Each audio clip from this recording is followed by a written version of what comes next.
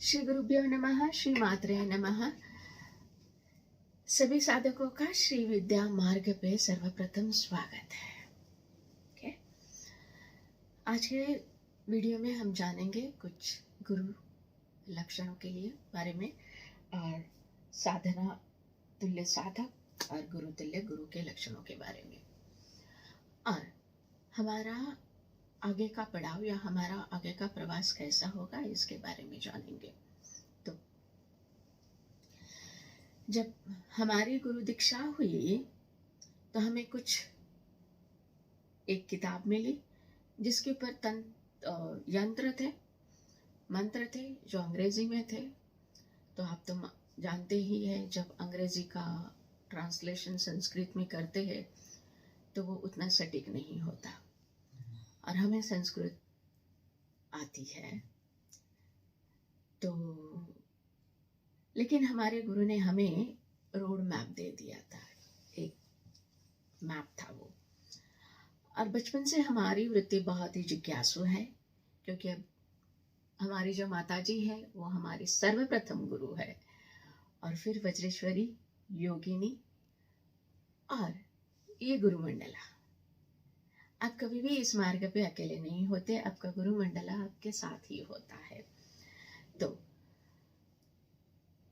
हम जैसे उस विद्या के गहराई में जाना चाहते थे, क्योंकि ये तो कहा जाता है कि श्री विद्या आपको भौतिक जगत का अबंडेंस, सिद्धियां प्रदान करती है, लेकिन आध्यात्मिक जगत के भी मार्ग खोल देती है। तो ये कहूंगी, ये तो बहुत ही सीमित इसका दार्शनिक भाग हुआ। क्या आपको मालूम है, श्री विद्या को ब्रह्म विद्या भी कहा जाता है। तो आगे चल के मैं आपके साथ बहुत सारी ऐसी बातें शेयर करूंगी, क्योंकि हमने कई साल इस साधना में और उसकी शाश्वत सच्चाई जानने में और अनुभव करने में लगाए। तो इस विद्या के विद्यार्थी स्वयं शिव, कुबेरा, मनमथा, दुर्वासा, अगस्त्य, लोपामुद्रा, इंद्रा, कार्तिकेय, इतने सारे, नंदिकेश्वरा, ऐसे महान लोग रह चुके हैं। तो ऐसा क्या है इस विद्या में? तो हम इसकी खोज करना चाहते थे। दूसरी बात, इनका मंत्र में थोड़ा थोड़ा डिफरेंस है, वो क्यों है? तो हमारी जिज्ञासा वृत्ति और हमारे देश में जो भी तंत्र के बारे में जो ज्ञान है, उसके सागर में हम डूब गए। तंत्र से लोग परे रहते हैं, लेकिन तंत्र की जो परिभाषा है, कुलाणव तंत्र कहता है, तन्यासी विस्तारति ज्ञानम इति तंत्रम। त्रिपुरा रहस्य कहता है, तन्यते विस्तारयते ज्ञानमणि इति तंत्रम। जिस शास्त्र से हमारे ज्ञान का उभार हो, एक्सपांशन हो, ऐसा जो शास्त्र है वो तंत्र है। हाँ, उसका कभी कभी ज्यादातर गलत इस्तेमाल किया गया, इसलिए शायद हम थोड़े से उससे डरते हैं। लेकिन ये वही बात हुई, जैसे कोई भी शास्त्र हो, आप इसका कैसे इस्तेमाल करते हैं यह आपके बुद्धि पे निर्भर होता है। तो हम सात्विक उपासक हैं और देवी भाव उपासक है, और हम बहुत ही खुश हैं आज तक हमारे जो भी विद्यार्थी रहे वो देवी भाव उपासक है। तो आपको मालूम ही होगा इस मार्ग पे पशु भाव, दिव्य भाव, वीर भाव, ऐसे अलग अलग उपासक होते हैं जो उनके नज़रिए से उस साधना के फल प्राप्त करना चाहते हैं। ठीक है, तो पहले इस मार्ग पे गुरु कैसे होना चाहिए।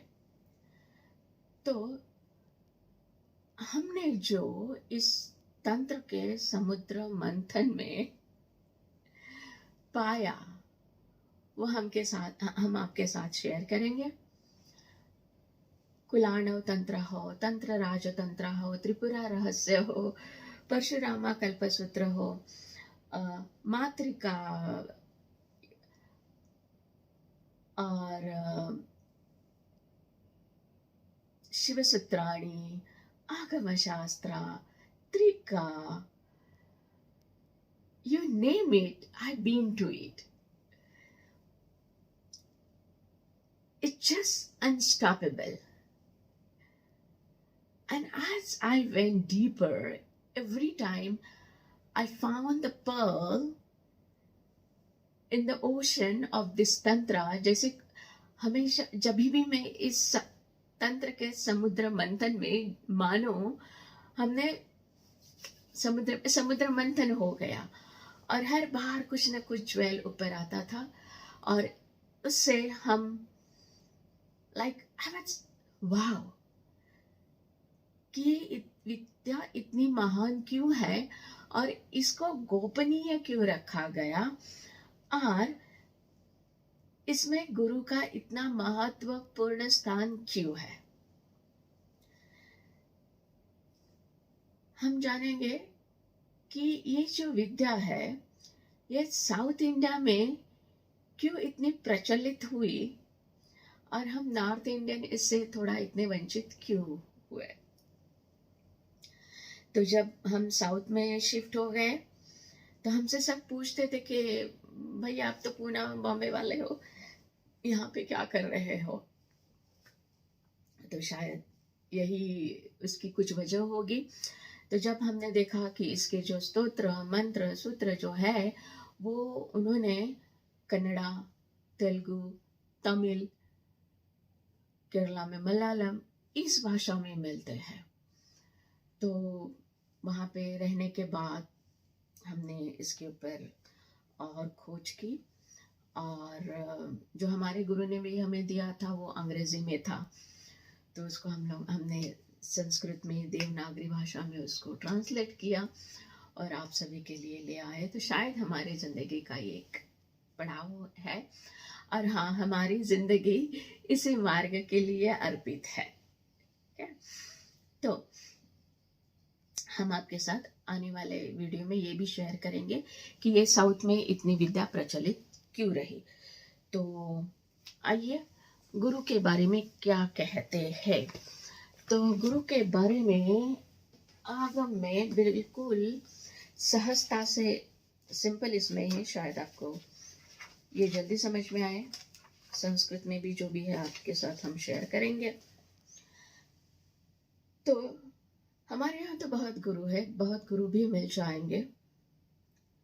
कुछ साधक हमें फ़ोन करके कहते हैं कि गुरु माँ हमने उस गुरु से दीक्षा ली है लेकिन कुछ फर्क नहीं दिख रहा है, ये वो। तो पहले सर्वप्रथम तो आपको ये बता दूं, दीक्षा जो है एक मिलन है गुरु के ज्ञान का और गुरु के ऊपर शिष्य की श्रद्धा का। दीक्षा भले इसके जो भी अर्थ है, दी, इच्छा एक्सेट्रा, हम अलग अलग वीडियो बनाएंगे इसके बारे में, ग्रुप में हम शेयर करेंगे।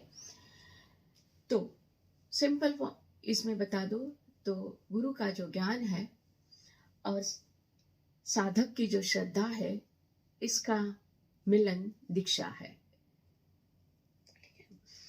तो सद्गुरु के लक्षण, हाँ जैसे हम कह रहे थे कुछ गुरु जो अच्छी बातें करते हैं जिसको वाचिक गुरु बोलते हैं। जो गुरु आपको कुछ दर्शन बताते हैं तो उसको दार्शनिक बोलते हैं। जो कुछ गुरु आपको प्रेरित करते हैं, कुछ गुरु आपको भ्रमित करते हैं, कुछ गुरु अच्छी बातें करते हैं लेकिन वो और आपको कंफ्यूजन में डाल देते हैं। तो गुरु के लक्षण कैसे होने चाहिए? जो शांत हो, जो शांत प्रकृति, स्वल्प से संतुष्ट, क्रिया में दक्ष, प्रफुल्ल मन वाला और देव आराधना में तत्पर हो। ये कुलाणव तंत्र से है, लेकिन ये आगम रहस्य में उसको सरलता से मेंशन किया है। शांत, दांत, कुलीन, विनीत, शुद्ध वेश युक्त, शुद्ध आचार वाला, सुप्रतिष्ठ, शुचिदर्श, सुबुद्धिमान, आश्रमी, ध्यानपरायण, यंत्र तंत्र विशारद, निग्रह, अनुग्रह, समर्थ। ठीक है।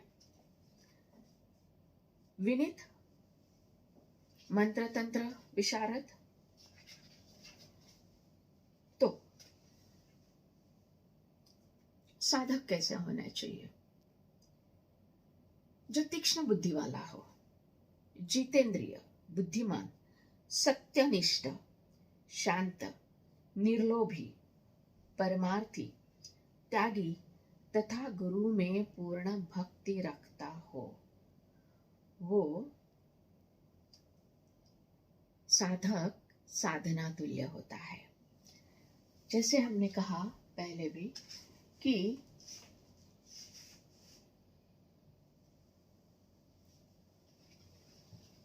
दीक्षा जो है गुरु का ज्ञान, गुरु की कृपा और साधक का विश्वास, इसका मिलन होता है। सो तंत्र मार्ग पे गुरु को ये सारे जो लक्षण है उसके उपरांत उसको इस मार्ग का यंत्र कैसे बनाते हैं, उसकी पूजा का तंत्र, होम, हवन, तर्पण, पठन, ये सब आना चाहिए। मुद्राएं जो कि अविभाज्य भाग है, और उससे भी ज्यादा इम्पोर्टेंट होता है इन सब चीजों के पीछे जो ज्ञान है, उस ज्ञान की अनुभूति उस गुरु ने अनुभव की होगी। अनुभव, he must have experienced the vastness of the wisdom behind all those mantras, all those yantras and all those tantras, because he gonna share that experience with you. तो जैसे हम ब्रह्म विद्या में भी कहते हैं कि जिसने ब्रह्म को जाना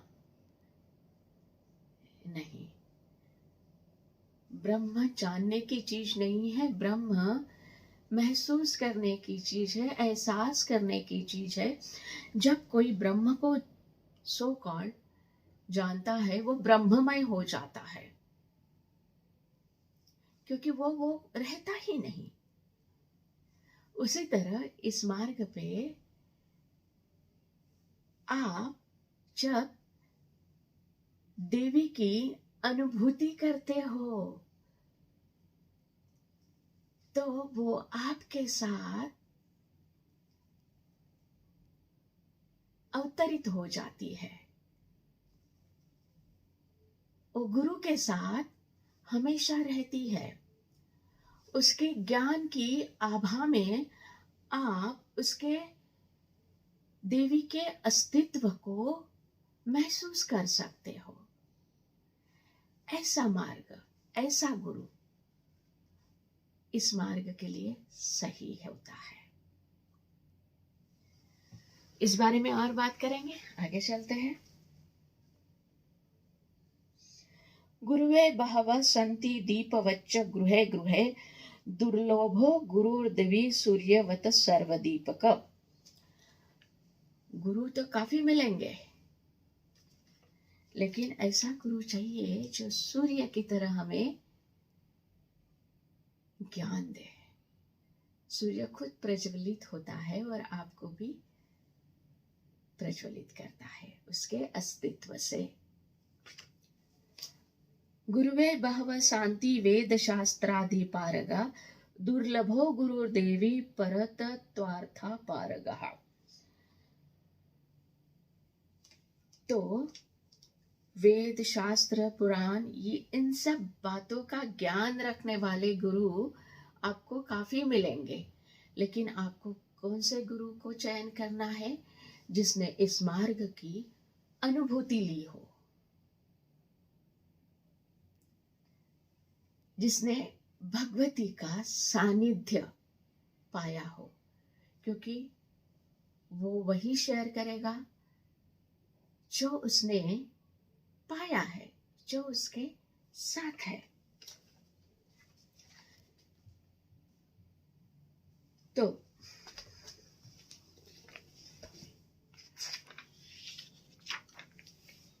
हम इसमें सर्वप्रथम, अभी तो आपने देख लिया, जान लिया होगा कि गुरु कैसा होना चाहिए। गुरु के सानिध्य में आपको सुरक्षित, प्यार और वो ज्ञान की आभा, भगवती का सानिध्य, करुणा, इसका एहसास होना चाहिए। फिर जब गुरु मंत्र दिया जाता है, इस गुरु मंत्र के पीछे बहुत ही स्ट्रॉन्ग एनर्जी रहती है।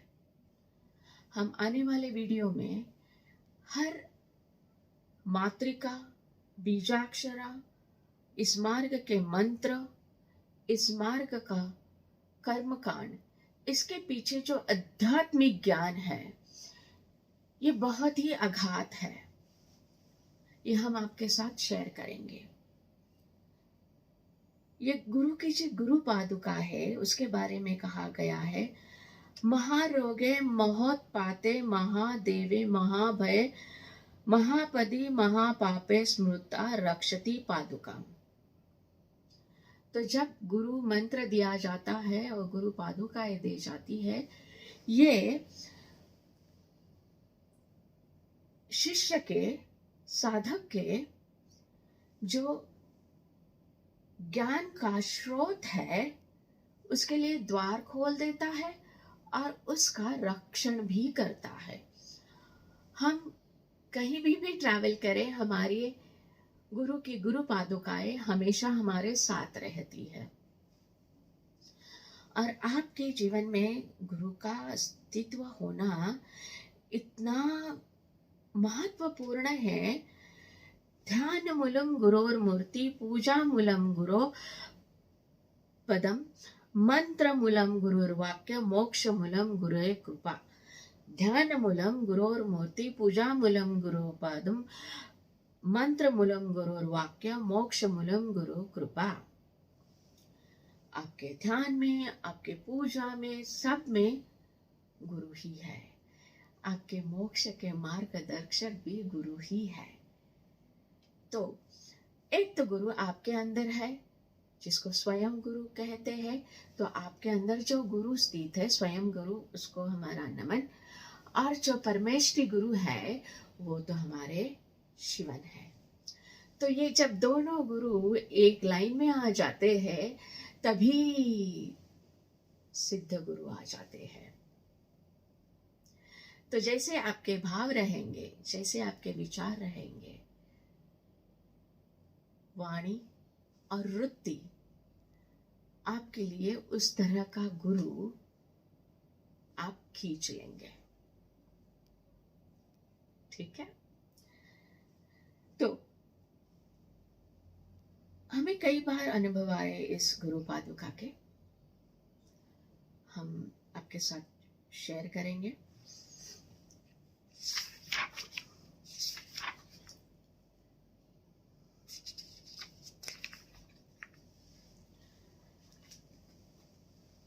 जैसे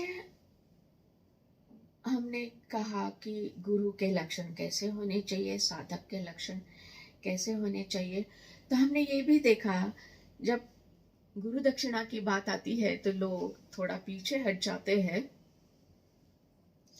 ये कहते हैं कि जैसे ये मुफ्त में मिलना चाहिए। तो उसी कुलाणव तंत्र में गुरु को दीक्षा में क्या देना चाहिए ये भी लिखा है, आप जान लीजिएगा, कोशिश कीजिएगा कि गुरु दीक्षा में गुरु को क्या देना चाहिए।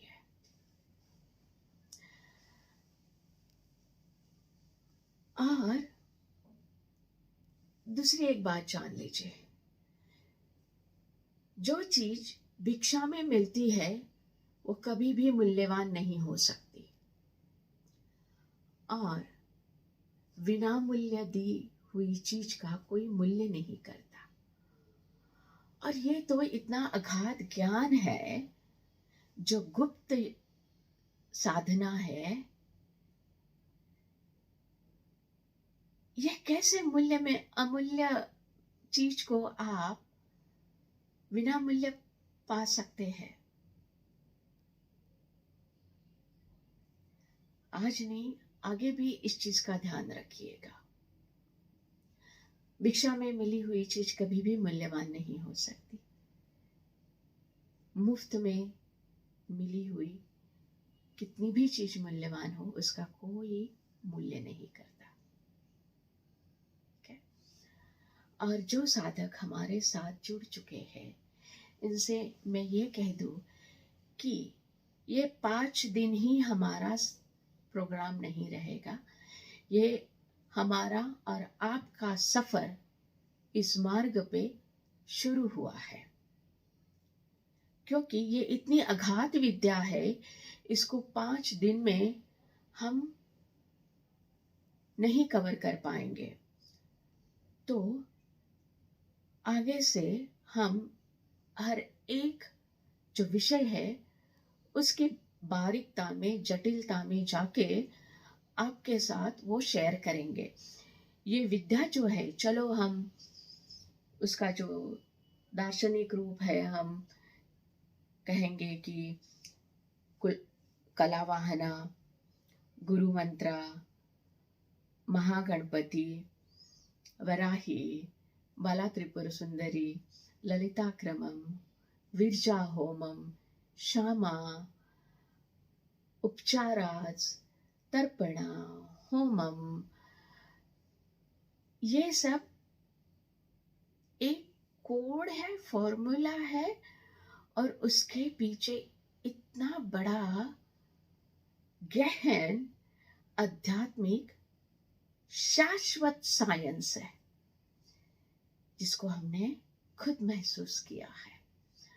और मैं चाहती हूँ कि आप लोग भी इसको महसूस करें, और इस मार्ग पे हम हमेशा आपके साथ रहने के लिए प्रतिबद्ध है। क्योंकि एक गुरु को ऐसे साधक की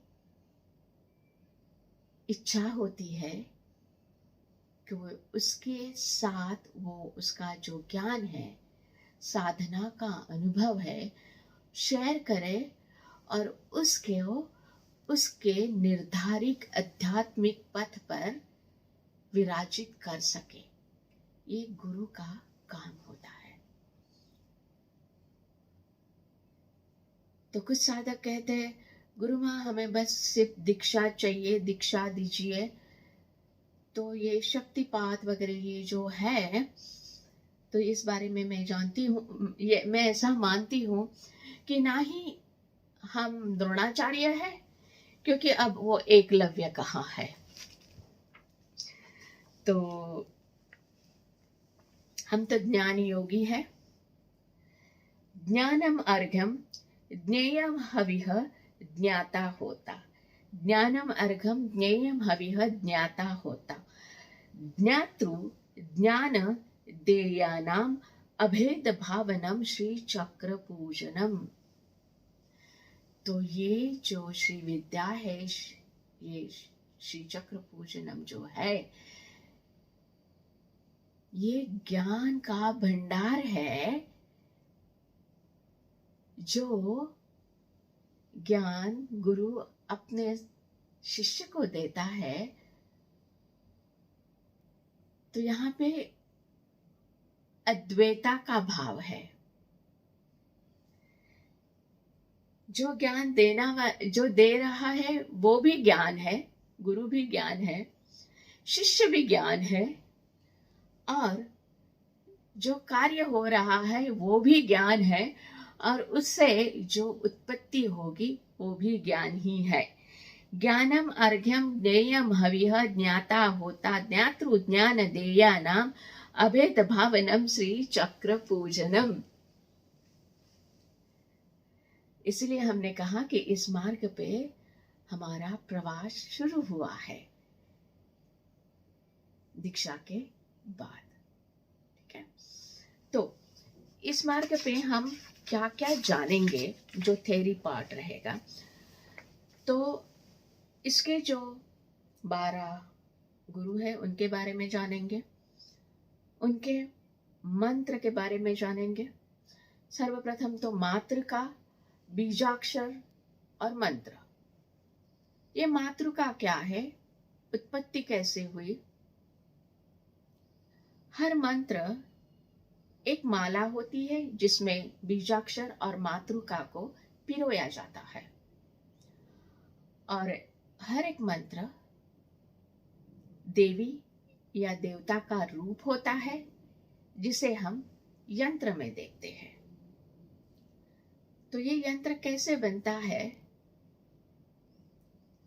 और उसमें जो एनर्जी है उसको हम कैसे महसूस कर सकते हैं, क्योंकि मंत्र तो उसकी चाबी है। तो हम आपके साथ ये शेयर करेंगे। फिर ये वाग्भव कुटा, कामराजा और शक्ति, ये क्या है।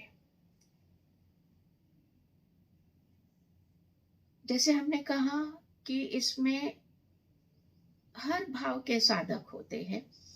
वीराचारा, दिव्याचारा, पार्श्वचारा, कौलाचारा।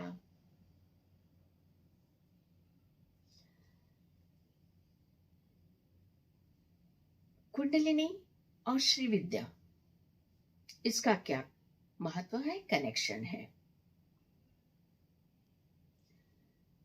श्री विद्या के अंग, उपांग, जिसमें हम अंतरिंग और बाहरंग इसको पूछते हैं। ये एक ऐसा मार्ग है जो देवी, देखिए सर्व जग तो देवीमय है। आपके अंदर भी देवी है, हमारे अंदर भी जो देवी है वो आपके अंदर भी है, लेकिन ये मार्ग उस देवी को आपके अंदर उजागर करेगा।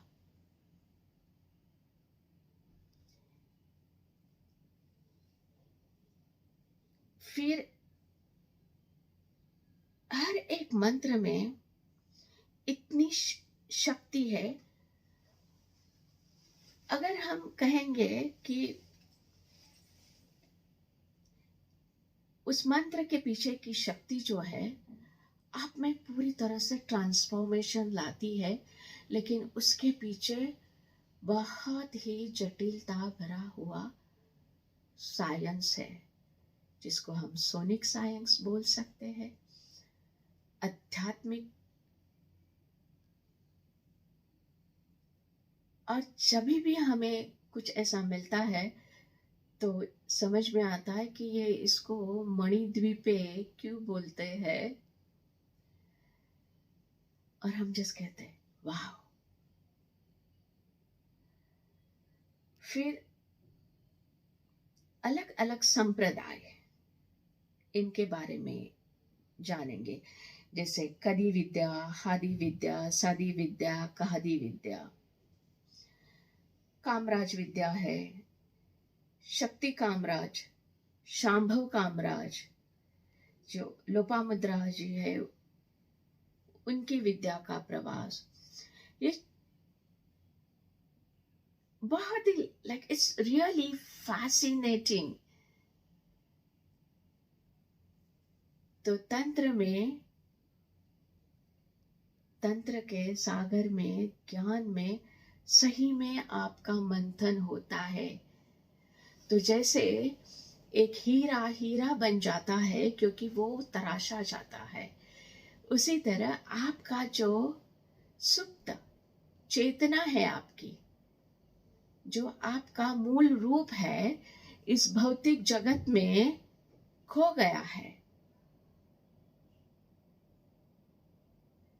ये साधना, ये मार्ग का ज्ञान आपकी वो खोई हुई चेतना को फिर से तराशेगा।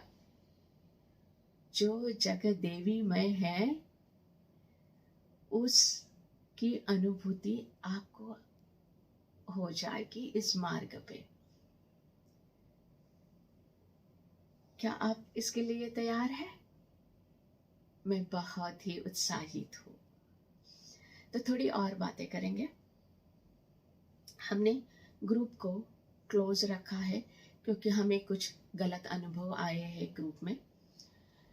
कुछ अलग धर्म के लोग अपने हिंदू धर्म के नाम के आईडी बनाते हैं और कुछ गलत चीज़ें ग्रुप में ये करते हैं प्रसारित, इसलिए हमने ग्रुप को क्लोज रखा है। और अगर आपको श्री विद्या और इस मार्ग के बारे में कुछ जानकारी चाहिए तो हम हमेशा आपके साथ रहेंगे। कभी कभी फ़ोन करके लोग पूछते हैं, माँ ये हो रहा है, वो हो रहा है। हमें माफ़ कीजिएगा, हमें भौतिक जगत से कुछ इतना लगाव नहीं है। हम श्री विद्या के मार्ग में हैं, हम इसी को जानते हैं।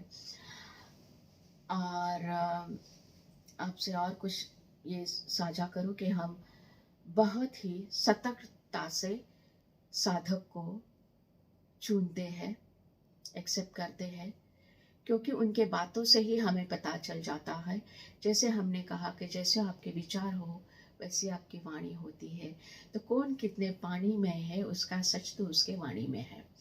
तो भले ही आप कोटि कोटि प्रणाम करिए, लेकिन आपके कोटि कोटि प्रणाम आपके पास ही रखिएगा।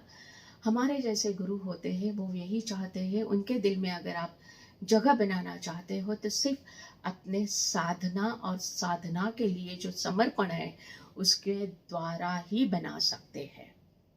ठीक है, जब हम उस आध्यात्मिक जगत की सच्चाई जानते हैं तो आपको क्या लगता है हम आपकी सच्चाई नहीं जान पाएंगे? एक अनुभव आपके साथ शेयर करते हैं।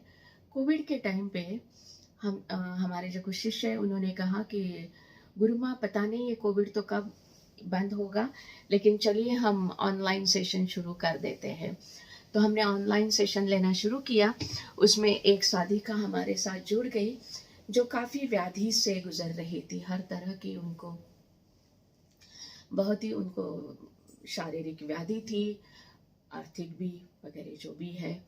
तो उन्होंने कहा गुरु माँ हम ये सीखना चाहते हैं लेकिन हमारे पास दक्षिणा देने के लिए अभी कुछ नहीं है, जब वक्त हो जाएगा हम आपकी दक्षिणा बिल्कुल फारिग कर देंगे। हमने कहा ठीक है, क्योंकि साधक है, आना चाहता है मार्ग पे।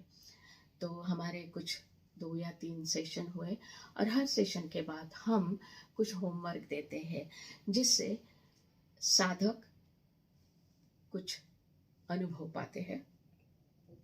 और जो साधक साधना कर रहे हैं या नहीं, हम उनके प्रश्नों से या उनकी बातों से भाप लेते हैं।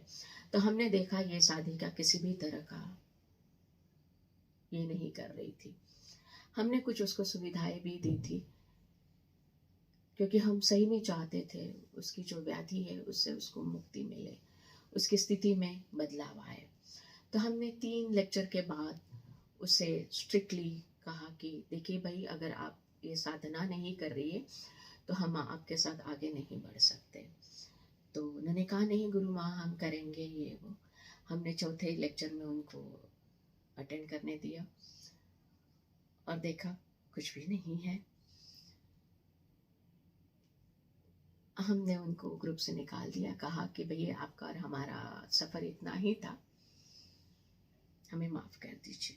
हाँ, वो जब भी उसको होता था थोड़ा थोड़ा करके गुरु दक्षिणा देती थी। तो हमें क्रोध नहीं आया, लेकिन हम बहुत ही स्ट्रिक्ट हैं कि हमारे ज्ञान योग्य कौन है। तो फिर हमें मनाने के लिए उन्होंने बहुत सारे मैसेजेस भेज दिए और उन्होंने एक तस्वीर भेज दी जो उनका विजन बोर्ड था उसकी, और उसके ऊपर लिखा था conducting Shri Vidya programme so and so day at so and so place. तो देखिए, जो कुछ सीखी भी नहीं, उसका साधना की प्रैक्टिस भी नहीं कर रही है, तो उसको हमारे पास से खाली वो सॉफ्ट कॉपी चाहिए थी, और वो खुद श्री विद्या का वर्कशॉप करने जा रही है। हम क्रोधित नहीं हुए, लेकिन ऐसे अनुभवों ने हमें इस तरह बहुत ही स्ट्रिक्ट बना दिया, क्योंकि वो मेरा पहला अनुभव था कि गुरु हमेशा सॉफ्ट जो होता है ये थोड़ा कठिन हो जाता है आज के युग में। वो पहला अनुभव था हमारा इस मार्ग पे। फिर दूसरा अनुभव, एक साधक हमसे मिलना चाहते थे, 3 महीने से हमारे यहाँ आना चाहते थे, तभी हम केरल में थे। तो हम मना कर रहे थे क्योंकि उनके पास भी काफ़ी प्रॉब्लम थी उनकी, और हम नहीं चाहते थे उस वक्त किसी तरह अपनी इसमें बाधा लाने की। तो एक दिन वो हमारे गेट पे पहुंच गए और उन्होंने कहा गुरु माँ अभी आप देखिए आपको क्या करना है, हम तो आपके यहाँ पे ही गए, तो चलो मेरा शरण आ गए। जो शरण आया उसको तो ना नहीं कह सकते, तो हमने उनको एक्सेप्ट किया। हमारा प्रवास शुरू हो गया, और कुछ ही, और उनके अंदर इतनी निगेटिव एंटिटीज वगैरह थी कि बस है बस। और हमारे जो ऑफिस में थे उन्होंने हमें कुछ उनके बारे में बताया कि गुरु माँ ये देखिए कौन है। तो हमने कहा देखिए जो भी है इस वक्त हमारे साधक है, तो हम इट्स ओके। तो उन्होंने भी ऐसा ही कुछ कार्यक्रम ये किया था कि वो आके इस बारे में वर्कशॉप करेगी। अरे ये कौन सी बात हुई? तो देखिए, तंत्रों में कहा गया है कि अगर आपसे गुरु क्रोधित हो तो आपको कोई नहीं बचा सकता। अगर आपसे दुनिया क्रोधित है तो शिव आपको बचा सकते हैं। अगर खुद शिव आपसे क्रोधित है तो गुरु आपको बचा सकता है।